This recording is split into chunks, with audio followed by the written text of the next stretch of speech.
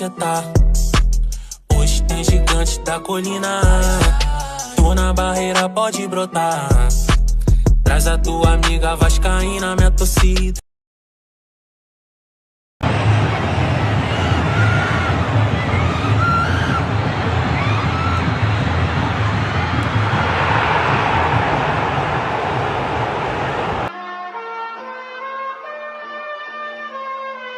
Boa noite, torcida vascaína.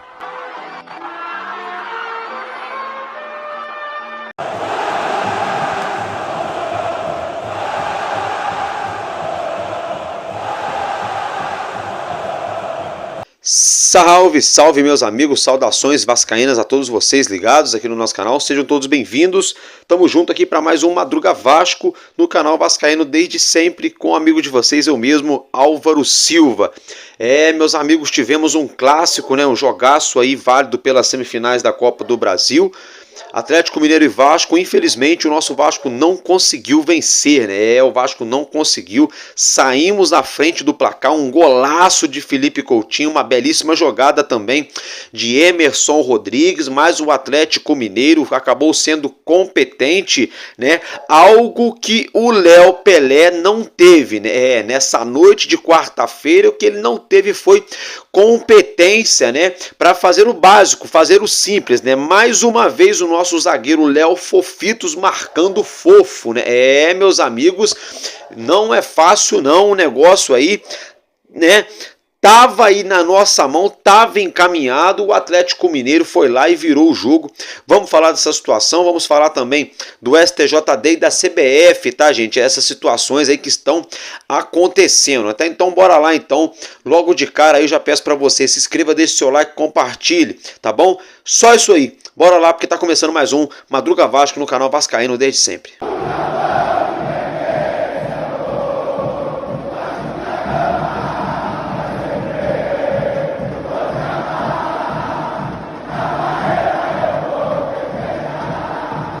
Bom, meus amigos, então é o seguinte, logo de cara, direto e reto ao que nos interessa, que é falar aí do jogo, né, que tivemos na noite dessa quarta-feira, também conhecida como ontem. Bom dia para você que está nos assistindo pela manhã e boa noite para você que está nos assistindo nesse finzinho de noite, de madrugada, está indo se deitar. Fato é, meus amigos, que o Vasco entrou em campo com Léo Jardim, Paulo Henrique na direita, Maicon e Léo a dupla de zaga, Piton na esquerda, Hugo Moura, Matheus Carvalho e Coutinho no meio campo, um ataque formado por Puma Rodrigues do lado direito, Emerson Rodrigues do lado esquerdo e Pablo Verrete centralizado. Então, nenhuma surpresa na escalação do Vasco, justamente aquilo que nós trouxemos para vocês aí, para ser bem exatos, ontem, né? No caso, anteontem, né? Na véspera, não, foi ontem mesmo, isso mesmo, na véspera, no caso, no dia da partida, tá, gente? Olha só, as estatísticas da partida foram 63% de posse de bola para o Galo, 37% para o Vasco, 15 faltas do Galo, 14 faltas do Vasco, 2 impedimentos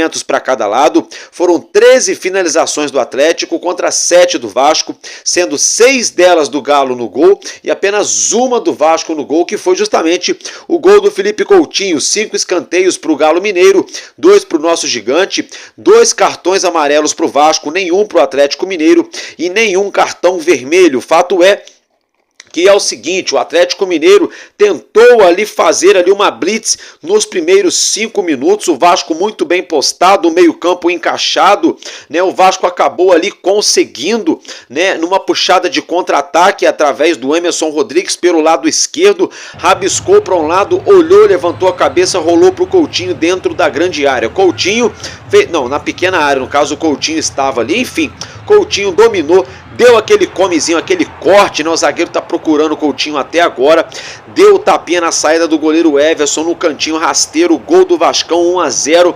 vamos bacalhau, o Álvaro Silva ficou maluco aqui, joguei boné pra cima, fiquei até rouco na hora do gol do Vasco. Vasco com o time encaixadinho, Léo Jardim fazendo defesas importantíssimas, né? Antes mesmo do Galo Mineiro abrir o placar, o Vasco estava bem postado, uma pena, né? Uma pena que mais uma vez, após um erro na saída de bola no setor defensivo do Vasco pelo lado esquerdo, uma bola mal passada, mas Porém, todavia, entretanto, o Léo Pelé estava muito mais inteiro na jogada do que o jogador do Galo. Só que, como sempre, né, o Léo Pelé marcou fofitos, encostou na bola, fez o movimento certo, mas parecia uma folha de alface, né? Não parecia o pé de um jogador, de um zagueiro do Vasco da Gama. Se ele chega com o pé firme ali, a jogada morreria, né? Ou a bola ficaria dividida. Outro jogador do Vasco chegaria para rasgar, afastar a bola, ou o próprio Léo ganharia a jogada. Fato é que o Galo conseguiu chegar ao primeiro gol após essa primeiro mole que o Léo deu.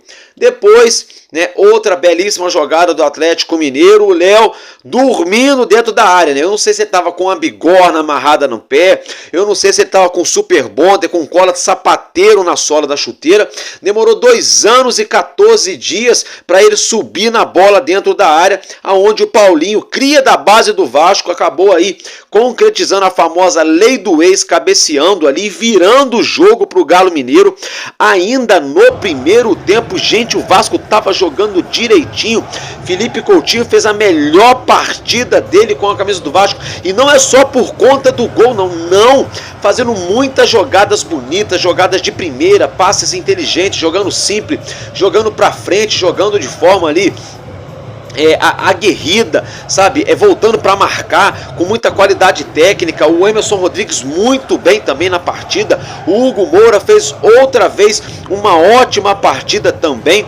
Só que mais uma vez a nossa zaga entregando a paçoca. O Maicon também, né, muito inseguro, né, em alguns momentos ali, doido para entregar a paçoca, entregar o ouro pro adversário. Fato é que, na minha humilde opinião, o Vasco perdeu nessa quarta-feira na Arena MRV para si mesmo, tá? Mérito do Atlético, golaço do Arana, belíssimo gol também do Paulinho, mas o Vasco perdeu para si mesmo. Essa é minha opinião, tá, gente? Olha só, na minha opinião, inclusive os 3 melhores jogadores do Vasco em campo foram Felipe Coutinho, Léo Jardim e Emerson Rodrigues. Na minha opinião, esses 3 caras foram os 3 melhores jogadores em campo. Portanto que depois que saiu Coutinho e Emerson Rodrigues, o Vasco colou o bumbum lá atrás e só se defendeu. Por isso, deu essa desqualidade na questão da posse de bola, 63% a 37%. Tá? Tivemos substituições, como por exemplo, logo no intervalo saiu o Matheus Carvalho, ele que estava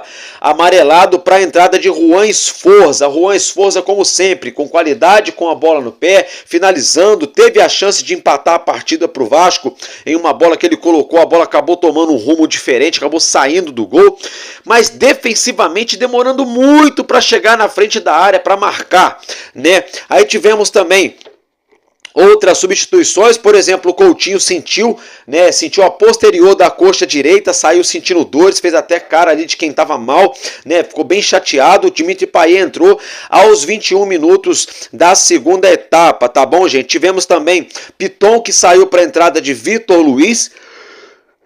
Deixa eu ver. Tivemos também aí o Emerson Rodrigues, que saiu para a entrada do Jean Davi, e o Alex Teixeira, que entrou no lugar do Puma. O Alex Teixeira não sei para quem entrou, porque quase praticamente não tocou na bola, tá, gente?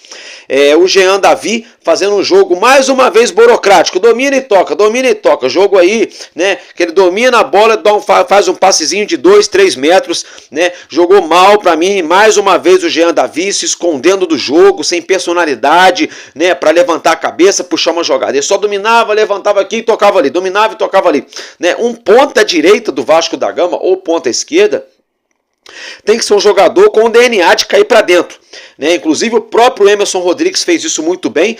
Teve uma bola que ele levou do meio campo, driblou 1, driblou 2, era para finalizar, não finalizou, cortou para o pé esquerdo, não finalizou. Acabou que a zaga do Atlético tirou, mas eu gostei da personalidade dele. Gostei também da forma a qual o Payet entrou, porque o Payet entrou no lugar do Coutinho. O Coutinho era o melhor jogador em campo, perdia a bola, voltava para marcar, voltava para ajudar, para recompor a defesa, e com a bola no pé muito bem. E o Payet, eu acho que pegou a fiação da parada. Acho que o Payet entendeu, né, o fio da meada aí dessa situação. Por que eu acho que o Payet entendeu essa situação? Por que eu tenho para mim que o Payet entendeu? Porque o Payet estava caindo para dentro, estava jogando ali para cima, inteligente, de forma ali vertical, né, finalizando de fora da área, algo que ele não vinha fazendo, né? Então, assim, no geral, eu acho que o Vasco jogou bem.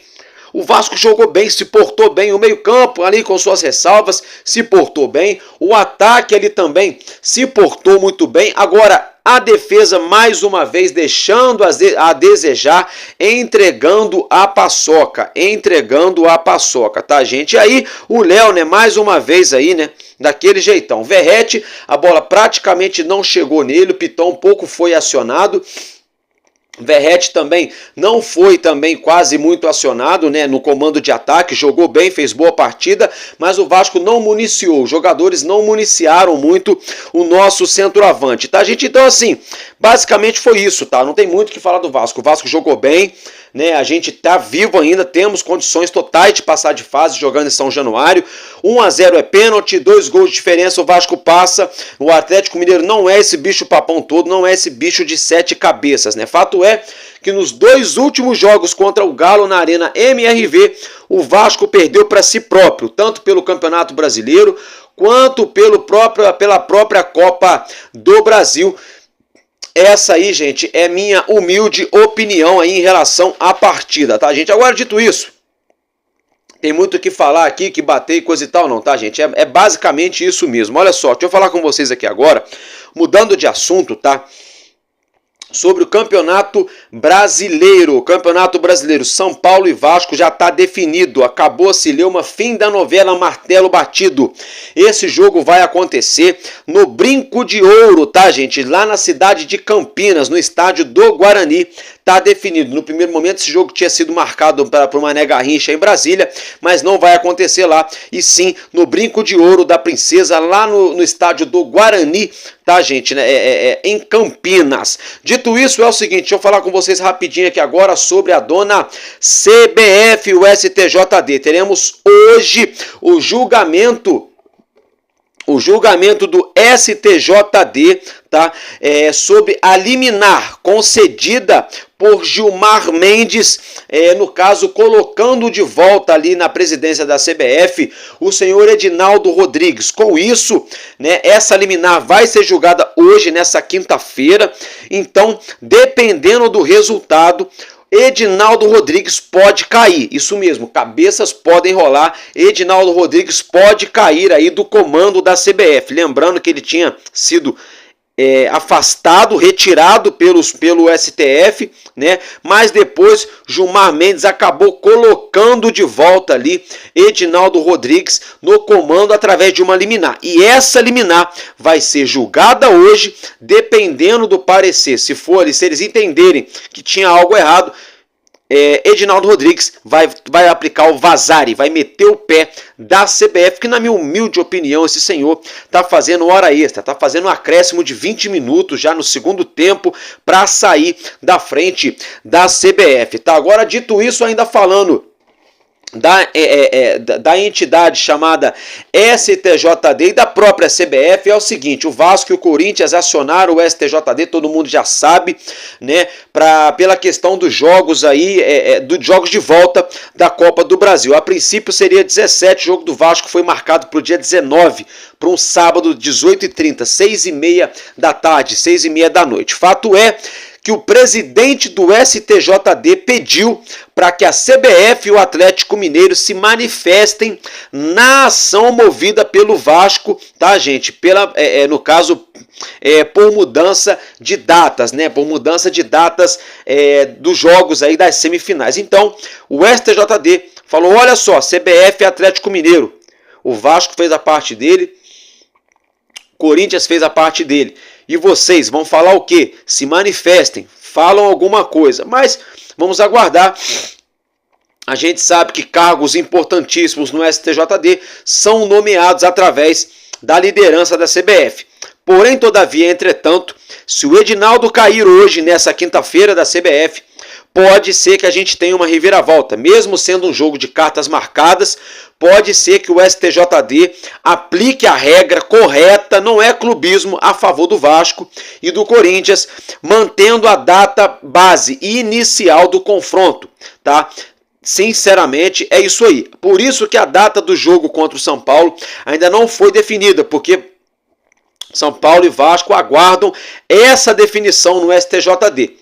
Aí sim, depois disso, definiu no STJD quando vai ser o próximo jogo da semifinal da Copa do Brasil, aí sim a própria CBF pode marcar o jogo entre São Paulo e Vasco para data e horário. Por enquanto, apenas aí o mando de campo definido. Então, só para reiterar, Edinaldo pode rodar hoje da CBF, tá? Pode rodar ainda hoje. E o STJD pediu um esclarecimento da CBF e do Atlético Mineiro. Tipo assim, olha só, com base em que vocês estão tomando essa atitude aí, né? Fazendo isso aí com Vasco e Corinthians. Então, a ver, teremos que aguardar. Não tem muito o que falar para vocês aqui. Eu estou bem chateado. Estava muito confiante na vitória do Vasco, até porque pelo desenrolar do jeito que foi o jogo, o Vasco mais uma vez perdendo para si mesmo, né? Não foi, lógico, mérito do Atlético, fez as jogadas ali, coisa e tal, mas o Vasco mais uma vez entregando, fazendo a verdadeira entrega de paçocas. Nessa semana tivemos aí a data comemorativa de Cosme e Damião, independentemente da fé de cada um de vocês, tivemos essa data no país, né? Fato é que Cosme e Damião são muito conhecidos aí por entregarem doces, né? Pois bem, no Vasco a gente já tem o Cosme, né? É o nosso querido aí, Léo Pelé. Brincadeiras à parte, bastante triste, bastante chateado, já foi, vida que segue. Agora é a gente concentrar, focar no jogo do Campeonato Brasileiro no próximo sábado em São Januário, 9 da noite, Vasco e Juventude, e aí sim depois se preparar para esse jogo de volta para o confronto aí entre Vasco e Atlético Mineiro aqui no Rio de Janeiro, em São Januário, que na minha humilde opinião dá para o Vasco passar sim. 1-0, 2-1 de novo aí. O Vasco leva para os pênaltis, temos um histórico bom, dentro de casa é a nossa colina, território hostil, nossa casa.